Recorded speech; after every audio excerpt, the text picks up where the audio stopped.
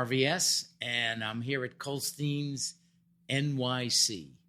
And this is Harvie's Corner. It's not really a corner, but we'll call it Harvie's Corner.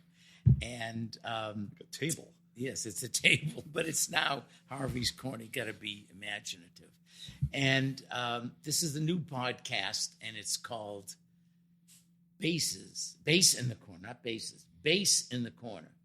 And I feature New York bass players or bass players in the New York area that are kind of the lifeblood of the New York music scene. And these are people that play with all kinds of people, have done amazing gigs, play with all the greats. And a lot of people don't get to know who they are or know much about them. But by doing this podcast, I've learned a lot about people. So it's been really fun. So today, we have a very special bassist who I've known for a long time. And this guy has some history. And his name is Ratzo Harris. How you doing, Ratzo? I'm pretty good. How are you doing? Oh, I'm getting better. Okay. You're looking good. I'm really glad you're recovering from your bicycle accident. Yes, I'm pretty much back in again. Great. So thanks for coming. And thanks for inviting me. Oh, my pleasure. Yeah. I was going to ask you a question. Please. First question is, what have you been doing recently?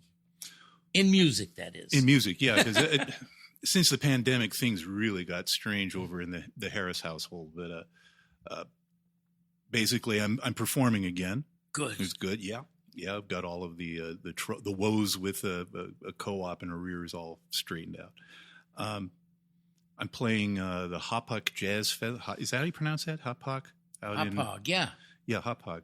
Something near Long Island. In Long Island. Yeah. It's a 3-day event. Oh, starts nice. on the 2nd. I'm playing with Tim Siciliano. Nice. And I'm not sure who the drummer is. I think he said the drummer had to bail out for some reason, so he's still looking for somebody. Might be Tommy Campbell. I'm not sure. Oh, Tommy, one of my big favorites. Yeah, he's something else, isn't he? Oh, yeah. Yeah, plays with the hands around the back of his Tommy's character. Amazing. Yeah, so you'll be doing that. That's great. Yeah. Doing what music? Your music? Their no, music? it'll be his music. Tom Siciliano. Tim Siciliano. He's Excellent. a fantastic guitar player. Yeah. A protege of, he was a contemporary of Pat Martino's. They play very similar, the same kind of instruments. Wow. But he's really a protege of Attila Zolar. I don't know if you remember him. I used played a lot with him. I used to see you toured with him. Yeah. I loved Attila. That little club on First Avenue in the 70s. Gregory's. Yes, Gregory's. Right? Yep. Yeah, I played there a lot. I know. I used to play there a bit with Janet Lawson, Dave Lom. Everybody played there. Yeah. Yeah. Oh, fantastic. Yeah. So you'd be doing that and, stuff around the city or whatever. Oh, yeah. Whatever's coming up. I'm working on some solo pieces. I want to start presenting myself that way. Yeah. Now, how many strings are on your bass now? 6. You still get the 6? I'm a 6-string bass player now these days. That's amazing. I've been playing 6 since 1981. Yeah. Wow. I can barely play 4 strings. I mean, yeah. You got me, man. You got me. Now, I'm waiting for the second question. Okay, second question. Because I'm hoping it'll touch on what I want to follow up with. Second question, could you loan me $20? No. No, I can't. Okay, second question is you're a bass player, obviously. I try. And how did you, not everybody wants to become a bass player. How did you kind of get into playing the bass? Everyone has a different story. Well, I remember it like yesterday. Oh, good. As a young man. I can't remember yesterday, so go ahead. Okay.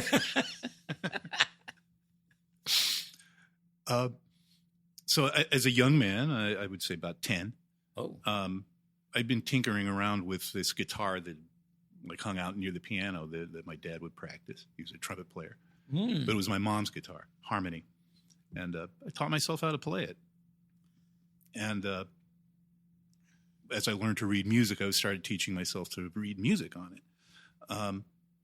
So my dad got me some lessons with a guy named Jerry Hahn. Oh, I know Jerry.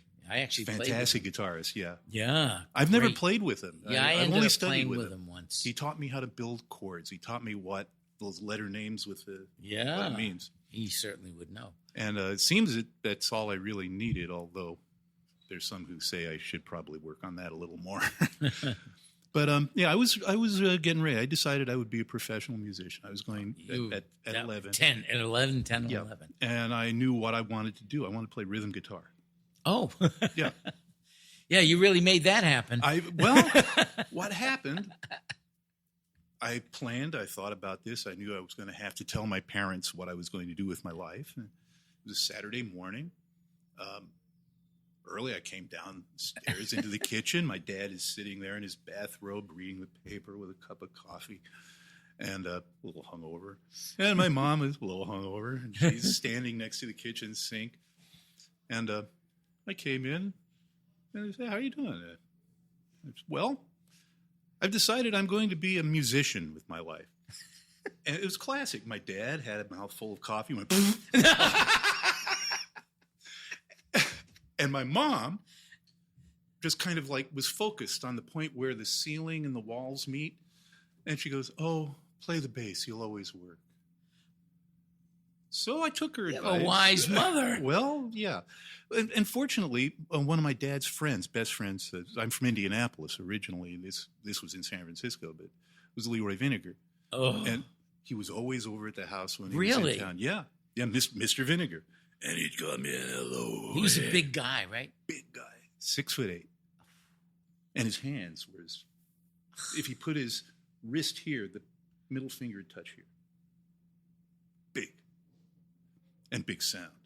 Oh, and a man. real big soul. But he basically helped me make the transition. Wow, you couldn't have got a better person than that. Yeah, well, Jesus. I remember when he told me to play bass. Yeah. I was sick. I had mononucleosis. I was in bed practicing my guitar. And the way my family worked, it was there was a television in a room that was separate from the rest of the house. To get to the TV, you had to climb through my room to get to it. And Leroy was in town, and he wanted to see something on the TV. I think it was something he was playing. He'd recorded earlier.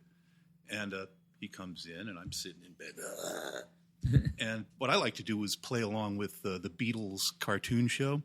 Okay. Remember, I'm pretty young, still kind of into the cartoons.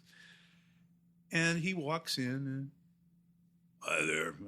Hi, Mr. Vinegar. And he walks through, goes to the TV room, and he's listening to what he's playing. Now, my habit was, this is before I learned to build chords. I just play along with whatever I heard, whatever was on the radio. And I started playing with what he was listening to on the TV. He's finished. He came out, walks through, and bye, Mr. Vinegar. He walks out the door, and he turns around and says, put the guitar down, play the bass. Everybody's So everybody's that's what telling happened. you. Your mother told That's you to what play happened. the bass. Leroy Vinegar told you to play the bass. What are you going to do? Hey, 6'8". If Leroy Vinegar told me to play the bass, I'd play the bass.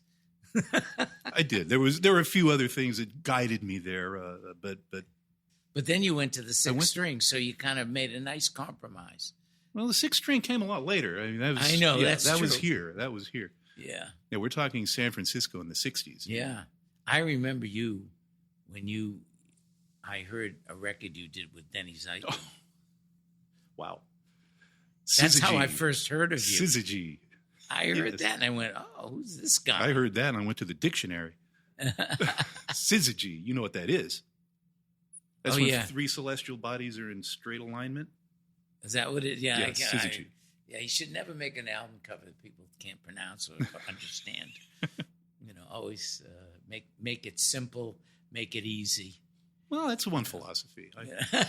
Because it's a dumb world out there. But anyway, yeah, I remember that record, and you sound great on it. Well, That right was- around that that time was- is you were a when kid. Yeah, I was a kid. I joined Denny's band. I think I was 18, Yeah, 17 going on 18. I had a steady gig already. I was playing in a nightclub 5 nights a week. 5 nights a week. those were the days. Those were the days. The Reunion Club, it was called. And it was kind of cool. I met Eddie Henderson there. Yeah, Eddie was out there. And my first gig with the Cats. There was this guy, Larry Hancock. Yeah. He's a really fine drummer. And he hauled me into, actually it was Brent Ramponi. He was you don't know him. No, that name. Wonderful drummer. He was a schoolmate of Robin Ford's, and he played with Robin and Mark, and it was like Elvin. And Tony at once. Only San Francisco people didn't do that. Right. So, he still plays. He's still around. That's great. Oh, yeah. He lives in Novato, he's still playing with Mark Ford, I believe. Oh, good. Harmonica player, blues. Fantastic. Wow. So, so you got into that and into the whole scene, and then, then you moved to New York. I came to New York. Yeah, I jumped ship from Joe Henderson's band while I was here. Yeah. But I'd heard you before. I had. There's only been 2 times in my life that I've quit playing music. The first time was when I heard Jaco Pastorius for the first time, and it was the demo for the record. Bill Trout's son, Ross, was a really fun kid. I knew Ross. He played me the demo. Yeah. He played while I was recording Denny's album. I was traveling between San Francisco and L.A. And this fellow, Russell Ferrante, piano player, was there. He was telling me about this guy, Steve Kuhn. You've got to check him out. So we went to check out Steve Kuhn at Keystone Corner. And I believe the drummer... With Bob Moses. It was Bob Moses, Steve Slagle, and you. Yeah, we played Keystone Corner. And you played some stuff that made me quit. Oh, and I finally figured it out. And That's I want to give you this want. record because this album, Fred Farrell, Season Journey, it's a beautiful... Well, I'm gonna savor listening to this. Savor it. There's a solo, a bass part. But thank you so much. Yeah, I remember we played Keystone. You. Thank you. I remember we played there a bunch of times. Played there with Kuhn, with Sheila too, and But it was a great club. Oh yeah. First time I saw George Mraz was there. He was accompanying Ron Carter. George is my hero. He was accompanying Ron Carter. I walked in to hear Ron Carter's for Buster. Yeah. I went in to hear Ron Carter's band with a bass player. I had no idea what he was going to do with a bass. I'd seen him play with a quartet without a bass. And I walked in, and Mraz was soloing on All Blues. Oh, God. And you're like... Oh, God is right. The whole club, jaws, including, the whole band is just... George stunning. I said hello to him. I wanted to tell him how great he was. And you never tell him that. He's walking off the stage, and I looked in his eyes, and they were so red. But he did that in his sleep. George, I've known George like a long time, and I said to him, George, look, I just think you're the greatest bass player. I love the way you play. I'm your biggest fan. And he looks at me and goes, what do you know? Yeah. He told me, you must be miserable. Yeah. That was George. Yeah, George Moroz. George Moroz. I don't care. I'm telling the whole world, one of the greatest people to ever touch a bass. Oh, yeah. I used to say about George, nobody, myself included, plays better bass than George. I can't think of anyone. I don't say he's the best. I'm just saying nobody plays better than him. Yeah. Yeah. I miss him. But anyway, George is great. But tell me a little bit about this record. Well, Fred Farrell is a singer. Yeah. I met him when I first came here. Put it up so that they can see it on the camera. I met him in, it would be 1978. And we wound up playing a job together. It was a regular one of those once-a-week jobs. And I can't remember the name of the club, but Bill Bickford was the guitarist on it. I remember Bill, sure. No, it wasn't. Actually, Brent Ramponi was the drummer on it. He moved out here for a while. He came out here with Bruce Foreman. Yeah. You missed an amazing drummer. And Fred, he had these chops. He has these chops like the only other singer I'd heard at that time with chops like that was Jay Clayton. Oh, Jay. Yeah, I just heard her, and there's a whole other line of singing. And but the first singer I worked with was John Hendricks. So I know that the voice is, very, very supple and agile, and you can do a lot with it. But And I'm hearing Jay Clayton. Yeah, Jay. What? I did a lot of gigs with her. Stunning. Jay, and she's not very well right now. I understand. So she's... what are you going to do? We just got to move on. But, who else is on that record with you? Just Roberta Pickett. Roberta. Yes. Okay. Yes. Your partner with Billy Mintz. With Bill, I love. Well, Roberta is one of the greatest pianists. She's stunning pianist. She's amazing. She's amazing, and more people I hope will know her. I know she's been playing in Rufus Reed's band, and that's been a good thing. Really, she took over. Oh, what was this? Yeah, she's been doing for the past year most of Rufus Reed's gig. Far out. He was playing with an Indianapolis piano player for a while. Oh yeah, Greg. No, I can't remember his name. Yeah, all of a sudden his name just popped out of my head. Yeah, too. He's but a I know great who you pianist and arranger. Yeah, but maybe it was complicated because he lived out there. But whatever, Roberta's been doing those gigs. I went to see them live one night, and it was great. Of course, Rufus is one of the premier bassists of all time. Come on, Rufus. The evolving bassist really just taught me how to be on the road just from the pictures. I said to Rufus, I love your book. I think it's great, but there's one thing in your book that's outdated. Yeah. And he says, I know what it is. He looked at me and he starts laughing. I know what you're going to say. There's a point he talks about how to put the bass on the airplane. That's the one I used. It was then great. It was. Yeah, then you turn it upside down. Yeah. But now you can never put the bass on. I said, so it's the one thing in your book that's outdated. Yeah. I have one of his books, and the other thing that's outdated is the Walter Wood's amplifier ad. Yeah, you can't add them. I can't get that. And unfortunately, no more acoustic image either. What? Yeah, that's over. Oh. I think. I just spoke. Rick Jones passed away a few months ago. Oh, and I didn't know. Very sadly, and I'm not sure the company's going to survive. Oh my word! But sorry to bring that's bad news. I hate to end the podcast on bad news. No, let's think of something better. Yeah, but anyway, sorry, before we go though, how about words? See, his words of wisdom right here.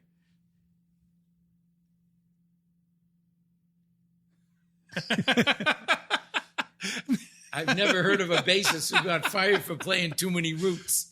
So that's funny. You know what my nickname was when I played with Cal Jader? What? Roots No. Roots No. Not Ratzo, but Roots No. Yeah, well, that's what I'm saying. That's how you kept the gig. You played the roots. But anyway, a little words of advice or anything you want to say? And it was been a huge pleasure. I don't have much words of advice. As you see, I'm kind of leaning towards the end of the road here, but I'm just discovering this business. I feel like I'm just learning how to play music again. Wake up every day and feel the same. Yeah, it's great how this thing just hits you at some point where you can start all over. Just again, when you think with everything you know. Just when you think you know what you're doing, you realize I don't know what I'm doing. I got to learn again. Yeah, but anyway, thank you so much, Ratzo. Harvie, thank you. It's for me to sit across from you. You are one of the icons of the instrument for me. Oh, thank you so much. Thank you, Ratzo. Yeah. Thanks for coming. Okay. Thanks for inviting me. Take your CD. It's for you. Now I want it.